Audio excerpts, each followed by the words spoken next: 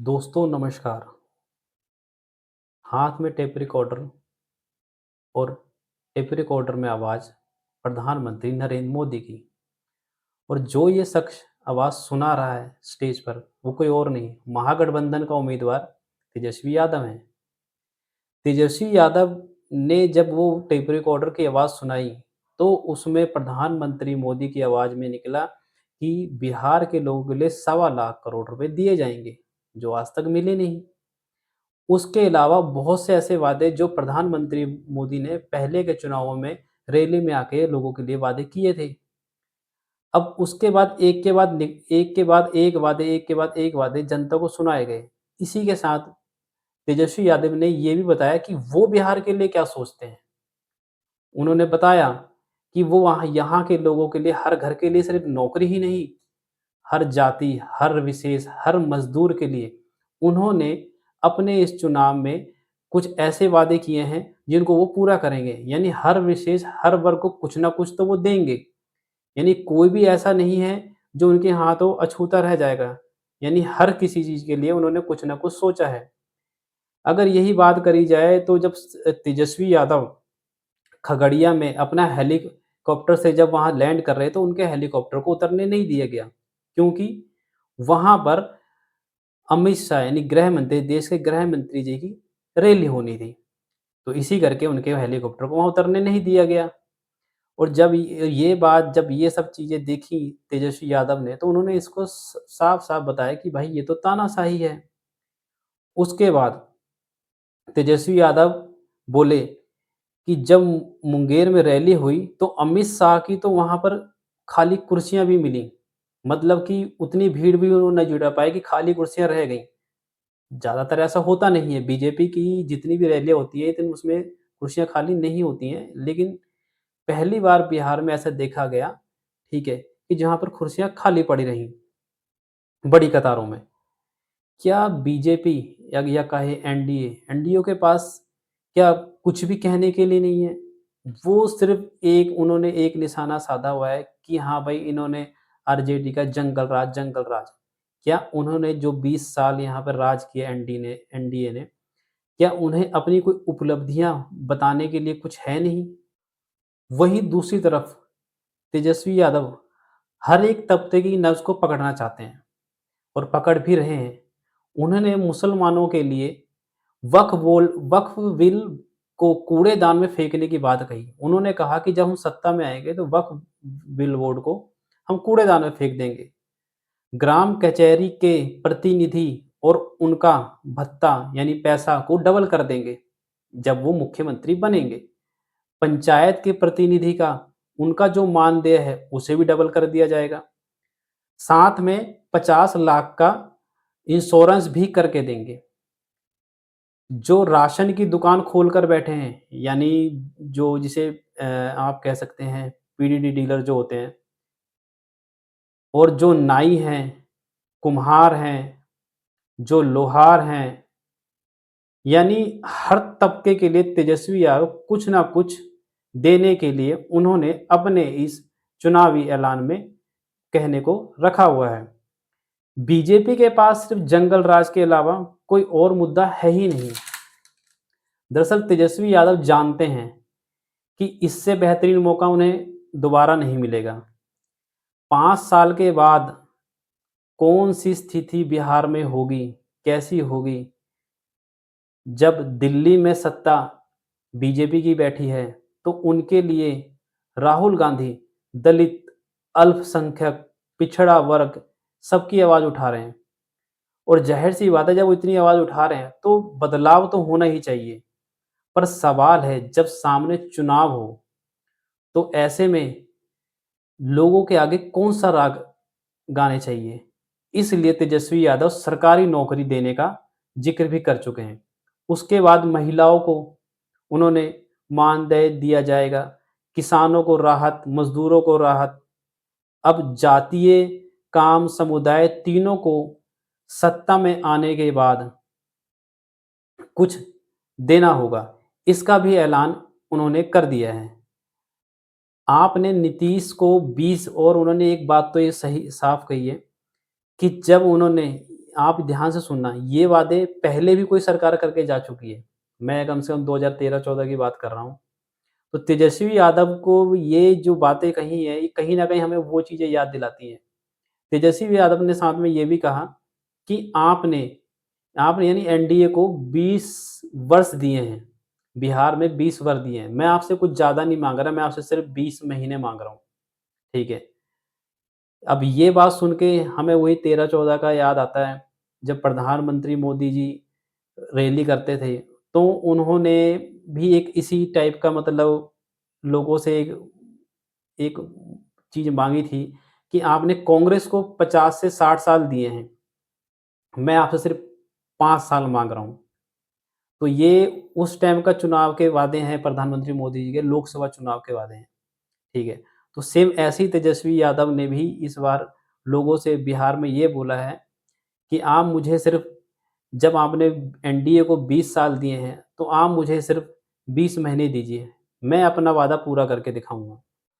तेजस्वी यादव के इन सब वादों से उन्होंने वो भी याद दिलाया है, जो उन्होंने टेप रिकॉर्डर में सुना है कि आप उन्हें भी सुन लीजिए, कि प्रधानमंत्री ने जो-जो वादे किए थे, जैसे काला धन लाने के वादे किए थे, 2 करोड़ रोज़गार देने के वादे किए थे, कि वो पूरे नहीं हुए हैं।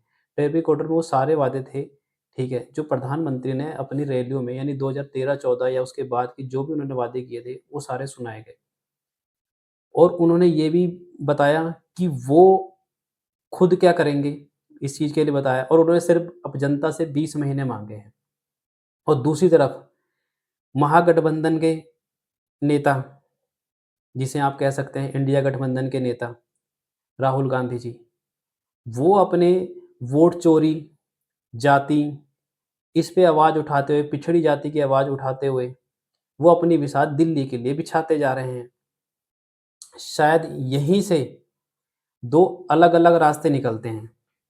एक तरफ कांग्रेस यह मानकर चल रही है कि बिहार का चुनाव पूरे देश को प्रभावित कर सकता है और दूसरी तरफ बीजेपी कह तो रही है कि यह बात दरअसल बिहार के चुनाव परिणाम एक लिहाज से बिहार के उस भविष्य को तय करेंगे, जहां वह रिवर्स मोड में आकर 20 साल पुराने सत्ता यानी लालू राबड़ी के दौर में ना चले जाए और दूसरी तरफ जिसका विकास खांचा मोदी और नीतीश कुमार ने खींचा है, उन दोनों के साथ वह चलने को तैयार हो जाएं।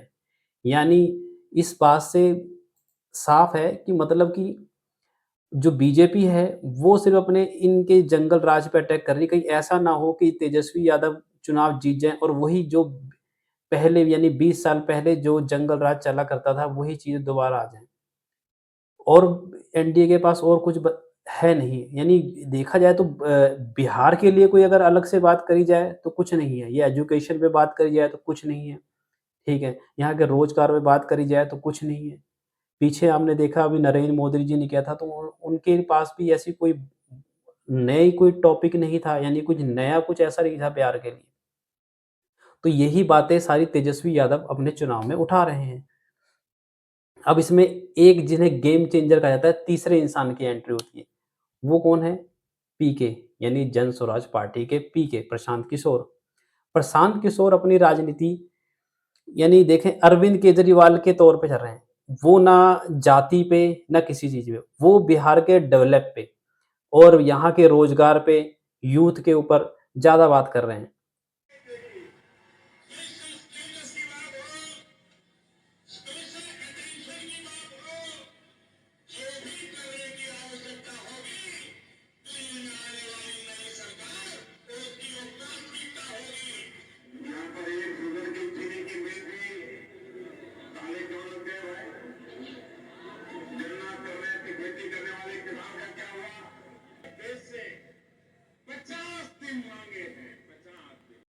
प्रशांत किशोर प्रशांत किशोर ने अपनी रैली में नीतीश कुमार लोगों से हाथ उठा के गए, नीतीश कुमार गए, यानी नीतीश कुमार सरकार में नहीं है और ज़ाहिर-सी बात है, आपने पिछले भी चुनाव देखे होंगे कि बीजेपी चाहे उतनी इफ़ेक्टिव ना लगे, किसी भी विधानसभा चुनाव में बीजेपी उतनी इफ़ेक्टिव ना लगे। सर्वे में बेशक जो सर्वे होंगे उसमें बीजेपी जीतती ना दिखे, लेकिन परिणाम एकदम अलग ही आता है। कहीं न कहीं विपक्ष को ये समझना होगा कि आप जितना आसानी या जितना वैसे सोच रहे हैं कि हाँ, यानी जो आपने ग्राउंड लेवल पे देखा, उतना आसान नहीं है बीजेपी को हरा पाना। और बीजेपी भी ज़ोरों-शोरों से लगी हुई है कि उन्हें किसी भी तरीके से ये विधानसभा चुनाव नहीं हारना है।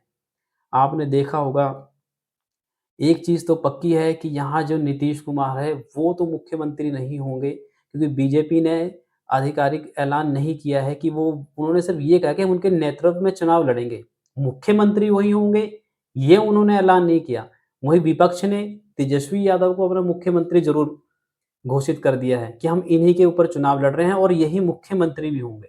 परिणाम चाहे जैसे मर्ज़ी हैं, सीटें चाहे जैसे मर्ज़ी कम ऊपर-नीचे आएँ, ठीक है? मुख्यमंत्री तेजस्वी यादव होंगे, पर बीजेपी की तरफ से नहीं है।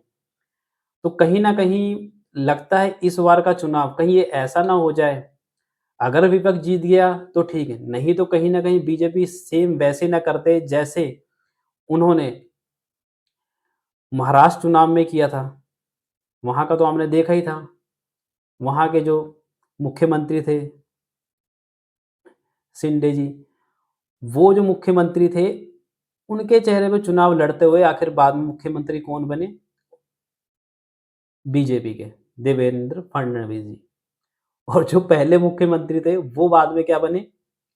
वो वहाँ के डिप्टी सीएम, यानी 2-2 वहाँ डिप्टी सीएम बने। तो कहीं न कहीं ऐसे हालात बिहार में ना आ जाएँ। देखना पड़ेगा कि कौन बाजी मार के लेके जाता है। अब बीच में ये पीके हैं, प्रशांत किशोर जी, ये इनको गेम चेंजर कहा जा रहा है कि कहीं ऐसा ना हो, और ज़ाहिर-सी बात है, इनके जो मुद्दे हैं, जो इन्होंने न्यूज़ चैनल पे इंटरव्यू दिए हैं, इनमें इन्होंने मतलब ऐसा किया है कि मतलब बीजेपी को पूरा ओपन करके छोड़ दिया है। बीजेपी की हर वो पुरानी बातें, यानी एंकर के हर वो ऐसे क्वेश्चन जिनका जवाब पीके ना दे सके, ऐसा कहीं भी न्यूज़ चैनल में नहीं देखा गया। और प्रशांत किशोर कोई यानी नीचे दब के रह जाएँ कि उनके पास जवाब ना हो उन बातों का, ऐसा भी नहीं है। उन्होंने हर मुद्दे पे जवाब दिया है, चाहे वो रोड पे हो, चाहे वहाँ की शिक्षा के लिए हो, या किसी भी चीज़ के लिए हो। मतलब उन्हें न्यूज़ एंकरों ने उनसे बाजी, यानी अपनी बातें उनके ऊपर नहीं रख पाए। तो जो जन स्वराज पार्टी है, उनके प्रशांत किशोर हैं, ये भी बहुत, ये खुद तो चुनाव नहीं लड़ रहे हैं, यानी आपने देखा होगा उन्होंने खुद चुनाव लड़ने से मना कर दिया, जो प्रशांत किशोर हैं, लेकिन उनकी पार्टी चुनाव लड़ रही है, तो ज़ाहिर-सी बात है इनकी सीटें भी बहुत आ सकती हैं। किशोर ने एनडीए के खिलाफ ज़्यादा बातें बोली हैं, उन्हें किसी और पे हमला नहीं किया, उन्होंने बीजेपी और नीतीश कुमार की तरफ हमला किया, यानी मोदी जी और नीतीश कुमार की तरफ। और वो तो एक रैली में बोल दे भी कि नीतीश कुमार को रखना है या हटाना है, तो पब्लिक ने बोलना हटाना है, नीतीश कुमार यानी गए। तो ये चीज़ तो समझनी पड़ेगी, प्रशांत किशोर एक बहुत बड़ी भूमिका निभाने वाले हैं इस चुनाव के अंदर। जैसे-जैसे वो मुद्दे लेते जा रहे हैं यहाँ बेरोज़गारी के, ठीक है? लोगों के यहाँ अनएम्प्लॉयमेंट के, लोगों के यूथ के लिए जो लोगों को सड़कों पे पीटा गया, लाठीचार्ज हुई, वो सब प्रशांत किशोर इस चुनाव में उठा रहे हैं। अब देखना ये है, मेन देखने वाली बात ये है कि प्रशांत किशोर के निशाने पे कौन है? नीतीश कुमार और बीजेपी, यानी प्रधानमंत्री मोदी। वहीं दूसरी तरफ आप देखिए कि बीजेपी के निशाने पे प्रशांत किशोर नहीं है। सोचने वाली ये बात है कि उन्होंने अपने चुनावी रैली में प्रशांत किशोर के बारे में उतना कुछ, उनके निशाने पे आरजेडी है, उनके निशाने पे सिर्फ तेजस्वी यादव हैं। तो एवं ग्राम कचहरी प्रतिनिधियों का मानदेय भत्ता दुगुना किया जाएगा। हमारी सरकार बनने पर, महागठबंधन की सरकार बनने पर, पूर्व पंचायत एवं ग्राम कचहरी प्रतिनिधियों को पेंशन राशि देने की शुरुआत की जाएगी। कई राज्यों में पेंशन है, 1.5 लाख का बीमा किया जाएगा। 2001 में पंचायत प्रतिनिधि 29-30 तारीख 29-30 तारीख से बिहार में ज़बरदस्त प्रचार शुरू होगा। प्रधानमंत्री मोदी पहले मुज़फ्फरनगर, फिर छपरा, और 2 नवंबर को वो पटना में जाके रोड शो करेंगे। 28 के बाद प्रियंका गांधी, राहुल गांधी भी आ जाएँगे। यानी एक लिहाज से समझा जाए कि वो सारी तैयारी हो जाएगी जो पहले बिहार चुनाव में हुआ करती थी, यानी बिहार की सारी चीज़ें सज जाएँगी।